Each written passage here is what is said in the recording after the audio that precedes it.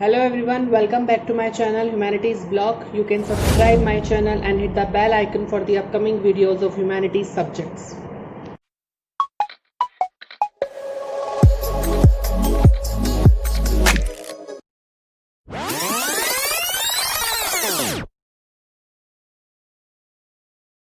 आज हम डिस्कस करते हैं chapter 9 planning and sustainable development in Indian context को।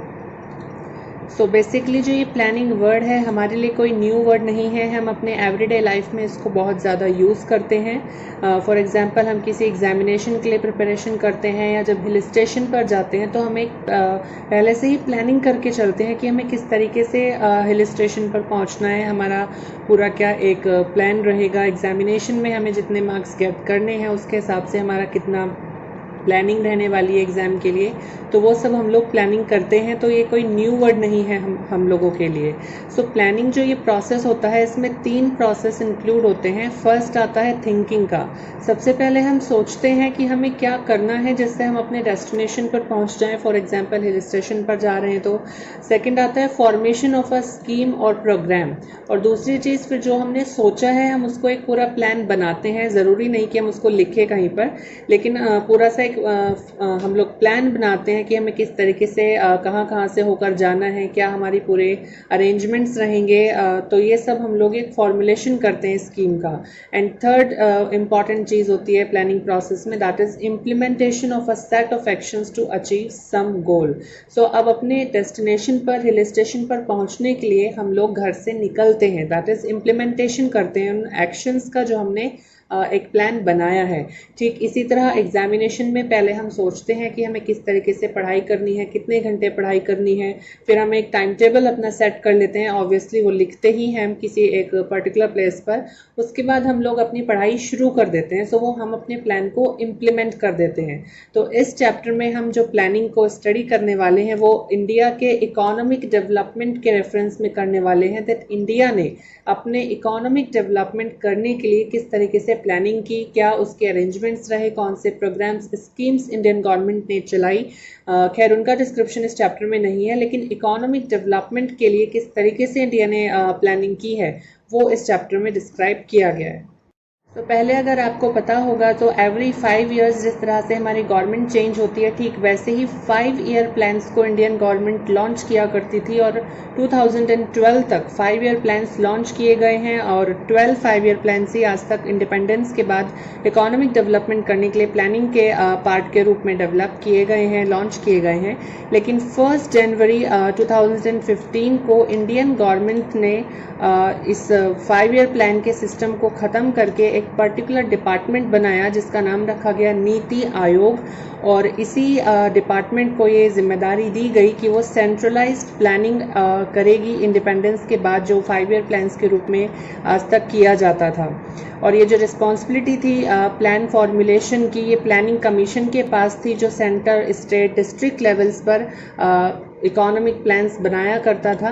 लेकिन 1 जनवरी 2015, रिमेंबर दिस डेट अगेन, 1 जनवरी 2015 को नरेंद्र मोदी जी ने ये एक प्लानिंग कमीशन को हटा करके एक डिपार्टमेंट बना दिया गया, नीति आयोग। और अब नीति आयोग का ही ये काम है कि वो सारी इकोनॉमिक पॉलिसीज़ इंडिया के डेवलपमेंट के लिए बनाती है। और इसके अलावा जो सेंटर और स्टेट गवर्नमेंट्स हैं, यूटी की गवर्नमेंट्स हैं, उन सबको ये अपनी एक टेक्निकल एडवाइस भी कि हमें किस तरीके से रिसोर्सेज का यूज़ करना है, क्या हमारे प्रोसेस रहेंगे इकोनॉमिक डेवलपमेंट के लिए, वो सब नीति आयोग ही प्रोवाइड करता है। अब हमारा नेक्स्ट इसमें आता है देयर अप्रोचेस टू प्लानिंग, की प्लानिंग को किस तरीके से किया जाता है। जनरली इंडिया में 2 अप्रोचेस हैं प्लानिंग के, किस तरीके से प्लानिंग किया जाए। एक है sectoral planning and second is regional planning. Sectoral planning इसके वर्ड से ही, नेम से ही क्लियर है, सेक्टर वाइज। तो इस sectoral planning means formulation and implementation of the sets of scheme and programmes aimed at development of various sectors of the economy. तो हमारे इंडियन इकोनॉमी के जो वेरियस सेक्टर्स हैं जैसे agriculture, irrigation, manufacturing, power construction, transport, communication, तो तो ये जितने भी डिफरेंट सेक्टर्स हैं इन सभी के डेवलपमेंट के लिए जो प्लान, स्कीम, प्रोग्राम्स को बनाया जाता है और इम्प्लीमेंट किया जाता है वो होती है सेक्टोरल प्लानिंग, यानी कि सेक्टर वाइज डेवलपमेंट करने के लिए जो प्लानिंग की जाए। और सेकंड आती है हमारी रीजनल प्लानिंग। अब हमें रीजनल प्लानिंग की नीड क्यों पड़ी? बिकॉज हमारे इंडिया में यूनिफॉर्म इकोनॉमिक डेवलपमेंट नहीं है, किसी स्टेट का ज़्यादा डेवलपमेंट है, किसी स्टेट का कम डेवलपमेंट है। तो इसी यूनिफॉर्म इकोनॉमिक डेवलपमेंट को, इस अनइवन पैटर्न को रिड्यूस करने के लिए हमारे प्लानर्स ने एक स्पेशल पर्सपेक्टिव रखा और एक प्लान बनाया जिससे कि इस रीजनल इम्बैलेंसेस को डेवलपमेंट में रिड्यूस किया जा सके। और इसी को हम रीजनल प्लानिंग कहते हैं, यानी कि जो पर्टिकुलर रीजन वाइज होती है। जैसे बिहार में हर साल बहुत ज़्यादा फ्लड्स आते हैं तो वहाँ के डेवलपमेंट के लिए अलग प्लान बनेगा। हिमाचल प्रदेश के लिए, क्योंकि वहाँ माउंटेनियस रीजन्स हैं, तो वहाँ के डेवलपमेंट के लिए अलग प्लान बनेगा। तो ये होगी regional planning. And sectoral planning is जो हमारे डिफरेंट सेक्टर्स हैं इकोनॉमी के, उनके डेवलपमेंट के लिए जो प्लान्स, स्कीम्स बनाए जाते हैं। So next is target area planning. Now what does it mean? तो अभी जो हमने पढ़ा कि इंडिया में कुछ रीजन ज़्यादा डेवलप्ड हैं, कुछ बैकवर्ड रह गए हैं, तो ऐसा माना जाता था पहले कि जिस एरिया में ज़्यादा रिसोर्सेज हैं वो ज़्यादा इकोनॉमिकली डेवलप्ड होगा, लेकिन ऐसा बिल्कुल नहीं है। जहाँ जिस रीजन में ज़्यादा रिसोर्सेज हैं वो भी बैकवर्ड रीजन रह जाता है। जैसे राजस्थान में बहुत ज़्यादा रिसोर्सेज हैं, सोलर विंड एनर्जी है, बट स्टिल एक बैकवर्ड स्टेट में राजस्थान कंसिडर की जाती है। लेकिन जैसे आप दिल्ली को ले लीजिए, वहाँ एक भी रिसोर्स आपको नहीं मिलेगा, फिर भी सबसे बड़ी मेट्रोपॉलिटन सिटी बनने है वो हमारे इंडिया के। तो इसलिए रिसोर्स की होना ज़रूरी है, लेकिन सिर्फ रिसोर्सेज होने से ही किसी रीजन का डेवलपमेंट नहीं होता है। सो इकोनॉमिक डेवलपमेंट के लिए ज़रूरी होती है, first is always resources and second पर आता है टेक्नोलॉजी, क्योंकि टेक्नोलॉजी होगी तभी हम रिसोर्सेज का यूटिलाइजेशन कर पाएंगे। एंड सेकंड इज़ इन्वेस्टमेंट्स, क्योंकि अगर हमारे पास पैसे ही नहीं होंगे तो हम टेक्नोलॉजी ही कैसे डेवलप करेंगे। तो तीन चीज़ें इकोनॉमिक डेवलपमेंट के लिए बहुत ज़्यादा ज़रूरी होती हैं। सो इकोनॉमिक डेवलपमेंट के लिए तीन चीज़ें बहुत ज़्यादा ज़रूरी होती हैं, जैसे मैंने अभी बताया। First is technology, second investment and third resources. हम किसी को रैंक नहीं दे सकते क्योंकि तीनों ही बहुत ज़्यादा ज़रूरी हैं, और इनमें से अगर एक भी नहीं होगा तो इकोनॉमिक डेवलपमेंट होना पॉसिबल नहीं है। तो हमारा इंडिपेंडेंस के बाद से जो आज तक 1.5 डेकेड का जो ये एक एक्सपीरियंस रहा है प्लानिंग का, इसको देखते हुए रीजनल इम्बैलेंसेस हमारे इकोनॉमिक डेवलपमेंट में बहुत ज़्यादा रहे हैं, लेकिन वो धीरे धीरे कम होते गए हैं। और इसी एक्सेंटुएशन को, यानी कि इसी को छोटा करने के लिए, रीजनल एंड सोशल डिस्पैरिटीज़ को कम करने के लिए उस वक्त जो planning commission 5 year plans introduce करता था, उसने उन्हीं 5 ईयर प्लान्स के through target area and target group नाम के ये दो अप्रोचेस प्लानिंग के लिए शुरू किए।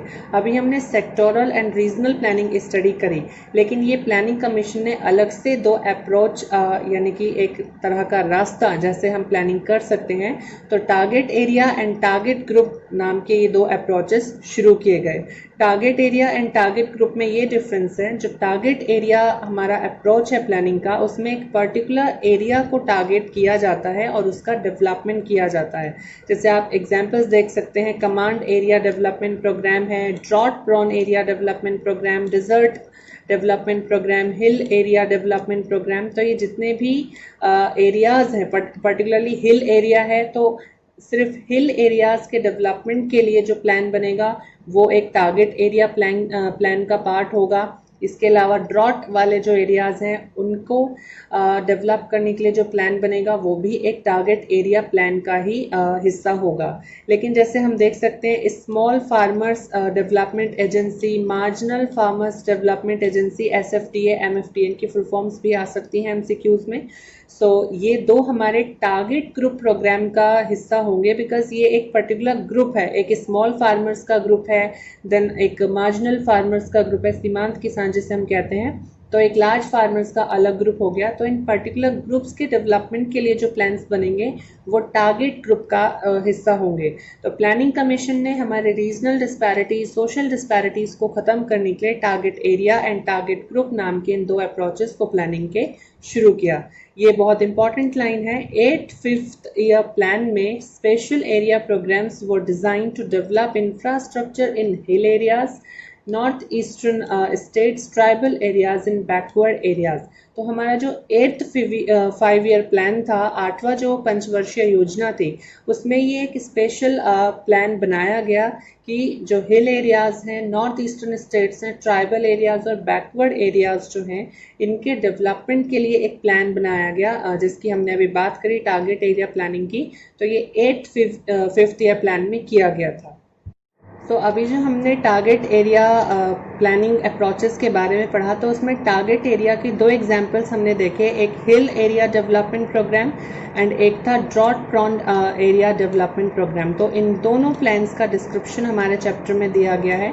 तो first is hill area development programme, जिसमें बेसिकली जो हिली डिस्ट्रिक्ट्स हैं हमारे, इसमें आप देख सकते हैं इंपॉर्टेंट लाइन ये है कि ये 5th 5 ईयर प्लान में इनिशिएट किया गया, यानी कि जो 5वीं पंचवर्षीय योजना थी उसमें हिल एरिया डेवलपमेंट प्रोग्राम को लाया गया था, जिसमें 15 डिस्ट्रिक्ट्स कवर किए गए थे, उत्तर प्रदेश के सभी हिली डिस्ट्रिक्ट्स को इंक्लूड करते हुए, यानी कि उस वक्त का उत्तर प्रदेश, लेकिन आज वो उत्तराखंड बन चुका है। तो जितने भी हिली डिस्ट्रिक्ट्स थे, इसके अलावा जो Mikir and north Cachar hills of Assam, Darjeeling district west Bengal की एंड तमिलनाडु के नीलगिरी डिस्ट्रिक्ट्स, तो जितने भी हिली एरियाज हैं, डिस्ट्रिक्ट्स हैं, टोटल 15 डिस्ट्रिक्ट्स जो थी वो इस प्लान में इंक्लूड की गई डेवलपमेंट करने के लिए।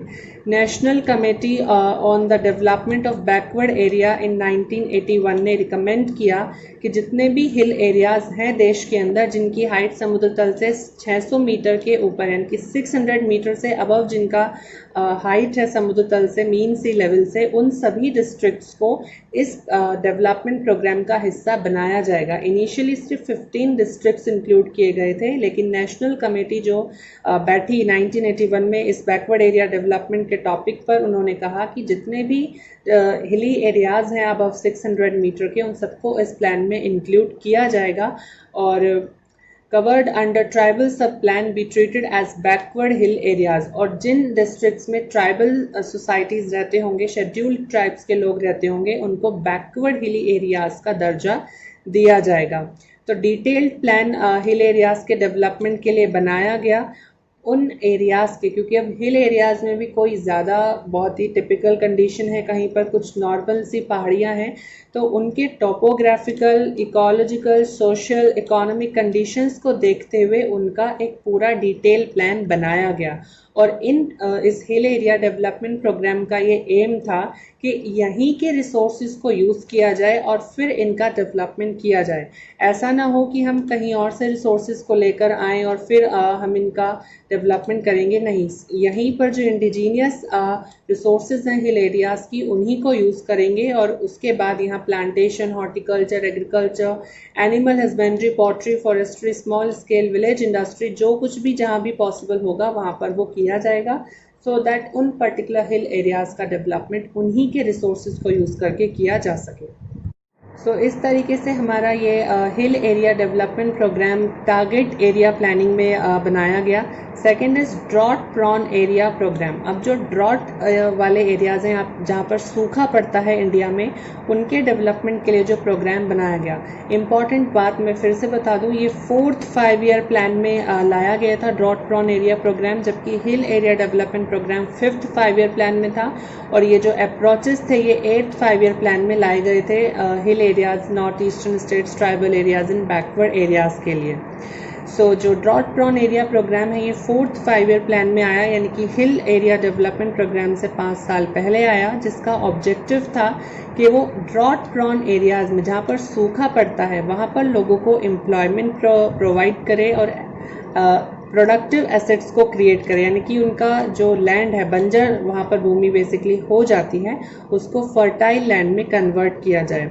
शुरुआत में जब ये प्लान शुरू किया गया तो इनिशियली इसका फोकस हमारे जो लेबर इंटेंसिव वर्क थे उन पर ज़्यादा था, यानी कि जिसमें लेबर को ज़्यादा से ज़्यादा एम्प्लॉयमेंट मिले, उन वर्क पर, जैसे कंस्ट्रक्शन का वर्क हो गया, तो इन सारे कामों पर ज़्यादा इसका फोकस था। लेकिन बाद में जब इरिगेशन प्रोजेक्ट्स आए, इरिगेशन शुरू हुआ, इसके अलावा land development programmes, afforestation, grass land development, इस तरीके के वर्क में भी इनका, इस प्रोग्राम का जो फोकस है वो हुआ, और रूरल डेवलपमेंट के लिए बेसिक रूरल इंफ्रास्ट्रक्चर जैसे electricity, roads, market, credit services, इन सब के डेवलपमेंट के लिए भी इस जो प्लान का यानी कि पूरा जो ड्रॉट प्रोन एरिया है उसका होलसम डेवलपमेंट करने का इसका ऑब्जेक्टिव बना। लेकिन शुरू में सिर्फ इसका ऑब्जेक्टिव लेबर इंटेंसिव वर्क पर ही था। So national committee on development of backward areas, जिसने 1981 में हिल एरिया डेवलपमेंट प्रोग्राम के लिए एक बात कही थी, उसी ने इस प्रोग्राम की परफॉर्मेंस को देखा कि किस तरह से ये जो प्लान जिस मकसद से ऑब्जेक्टिव के साथ लगाया गया था, शुरू किया गया था, वो उस तरह से वर्क कर भी रहा है या नहीं। तो ये ऑब्जर्व किया गया कि जो ये प्लान है ये सिर्फ एग्रीकल्चर और उससे जुड़े हुए जो एक दो सेक्टर्स हैं जैसे पोल्ट्री, फॉरेस्ट्री, इन सब में ही रह गया है होकर के बाकी जो सेक्टर्स हैं, इंडस्ट्री का सेक्टर है, सर्विसेज का सेक्टर है, उनको कोई भी बेनिफिट इस प्लान से नहीं हुआ। और क्योंकि पॉपुलेशन बहुत ज़्यादा इंक्रीज़ हो रही है, जिसके बाद एग्रीकल्चर पर प्रेशर बहुत ज़्यादा इंक्रीज़ हो रहा है, तो एक नीड यहाँ पर एमर्ज हो जाती है कि alternative employment opportunities drought prone areas में शुरू की जाए, यानी कि बिसाइड्स द एग्रीकल्चर भी ऐसे एक्टिविटीज़ रहें, इकोनॉमिक एक्टिविटीज़ जहाँ पर लोग एम्प्लॉयमेंट गेट कर सके। सो अदर स्ट्रेटजीज डेवलपमेंट की इन एरियाज़ में आती हैं adoption of watershed development approach. एक माइक्रो लेवल पर, एक छोटे से स्तर पर वाटरशेड डेवलपमेंट का प्रोग्राम शुरू किया गया।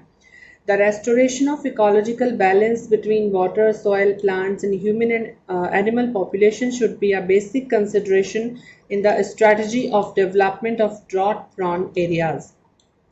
तो एग्रीकल्चर के बाद जब प्रेशर बहुत ज़्यादा यहाँ पर ड्रॉट प्रोन एरियाज़ में एग्रीकल्चर पर होने लगा बढ़ती हुई जनसंख्या का, तो अल्टरनेटिव एम्प्लॉयमेंट अपॉर्चुनिटीज़ को देखने की एक बहुत ज़्यादा ज़रूरत पड़ी। उसके बाद यहाँ एक होलसम डेवलपमेंट का वाटरशेड डेवलपमेंट अप्रोच लाया गया, जिसमें water, soil, plants, human, animal, इन सब के बीच में एक बैलेंस बिठाना पड़ा। आपने चैप्टर नंबर 3 ह्यूमन डेवलपमेंट में लास्ट टॉपिक में पढ़ा होगा कि बहुत ज़्यादा ज़रूरत है कि रिसोर्सेज और पॉपुलेशन के बीच एक बैलेंस को बिठाया जाए, एक बैलेंस उन दोनों के बीच में बनाया जाए। रिसोर्सेज को हम नहीं बढ़ा सकते और जनसंख्या हमारी बहुत ज़्यादा बढ़ती जा रही है, तो और जनसंख्या को हमें कम करना पड़ेगा, और दूसरी बात जितनी पॉपुलेशन है उसको लिमिटेड रिसोर्सेज के साथ हमें अरेंज करना पड़ेगा। तो यही इस प्रोग्राम में दिन आगे सोचा गया। So planning commission of India identified 67 districts entire or partially of the country prone to drought। और प्लानिंग कमीशन इंडिया के योजना आयोग ने 1967 में 67 ऐसे डिस्ट्रिक्ट्स को खोजा इंडिया के अंदर जो सूखे से प्रभावित होती हैं। देन इरिगेशन कमीशन आता है 1972 में। जब इंदिरा गांधी प्राइम मिनिस्टर थी तो उन्होंने सिंचाई पर जोर दिया, क्योंकि मानसून पर ही एग्रीकल्चर इंडिया का डिपेंड करता था। तो इरिगेशन कमीशन 1972 में आया। इनके ईयर्स याद कीजिएगा, एमसीक्यूज में पूछा जा सकता है। सो प्लानिंग कमीशन ने 1967 में 67 ऐसे डिस्ट्रिक्ट्स को कंट्री के फाउंड किया जिसमें ड्रॉट से, जो सूखे से प्रभावित होती हैं।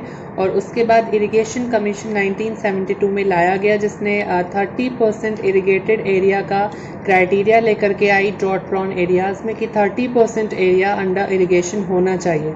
सो बेसिकली यहाँ पर दिखाया गया है कि इंडिया के जो ड्रॉट प्रोन एरियाज़ हैं, यहाँ जहाँ पर सेमी एरिड रीजन्स हैं, Rajasthan, Gujarat, western Madhya Pradesh, Marathwada region of Maharashtra, Rayalaseema and Telangana plateaus of Andhra Pradesh, Karnataka plateaus and interior highlands of Tamil Nadu, ये पूरा हमारा ड्रॉट प्रोन एरिया है इंडिया का। और इरिगेशन की वजह से ही पंजाब, हरियाणा और नॉर्थ राजस्थान के जो सूखे से प्रभावित क्षेत्र हैं वो बचाए जा सके हैं। इसीलिए ये एक इरिगेशन कमीशन बनाया गया, जिसके तहत 30% लैंड अंडर इरिगेशन लाने की बात कही गई।